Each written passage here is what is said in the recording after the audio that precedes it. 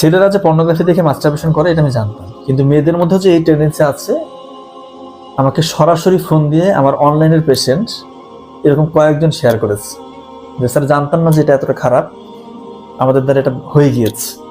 এখন শরীরের অবস্থা এতই খারাপ, কোনো কাজ করতে পারি না, চুল উঠে যাচ্ছে, নখগুলো ভঙ্গুর, স্কিনের মধ্যে কোনো উজ্জ্বলতা নাই, কিছুদিন পর পর বিভিন্ন রোগে আক্রান্ত হই, আমাদের মিনিস্ট্রেশন ঠিকমতো হয় না, শরীরের একদম শুকিয়ে যাচ্ছে, মনে হবে যে চেহারার মধ্যে কোনো উজ্জ্বলতা নাই, মানে একটা প্রাণ, যে প্রাণটা নাই।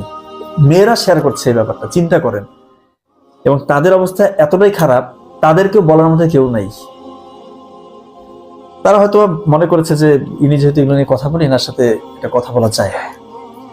তা আমার যেটা ব্যাপার, আমি যে জিনিসটা উপলব্ধি করলাম, যে চিন্তা করেন পর্নোগ্রাফি কোন লেভেলে পৌঁছে গিয়েছে। ছেলেরা তো আসক্ত, মেয়েরাও আসক্ত। তা আমি ভাই দয়া করে বলবো, গার্ডিয়ান ভাই বোনকে বলছি, যারা অভিভাবক, কতবার বলবো ভাই যে এই ফোনটা, এটা উপকার যেমন করে, জীবনটা ধ্বংস করে দেয়। মরে গেলে তো ভালো, কিন্তু এটা কোন লাগবে ভাই? দিনের পর দিন এই জিনিসটা দিয়ে, এই যন্ত্রটা দিয়ে আপনার ছেলেমেয়েরা যে কোন লেভেলের খারাপ গুণা করছে, খারাপ কাজগুলো করছে। আমি বারবার বলি যে একটা বিষধর সাপ যদি আপনার ছেলে বা মেয়ের বেডরুমে রাখতেন, তা মনে হয় ভালো হতো। সে তাকে সবল দিয়ে চলে যেত, মরে যেত, শেষ। এমন একটা যন্ত্র দিয়েছেন, এমন একটা বিষধর সাপ দিয়েছেন, যেটা তাকে মারবে না, ধুকে ধুকে মারবে, ইহকালে হারাবে, আল্লাহ মাফ করবে, পরকালে শেষ হবে।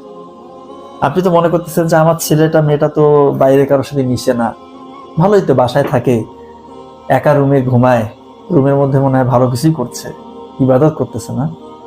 মোবাইল তো দিয়ে দিছেন, বিশ্বাস করেন, একটু যদি আপনারা যদি চেক করতে পারেন, অনেক গার্ডিয়ান তো জানেই না।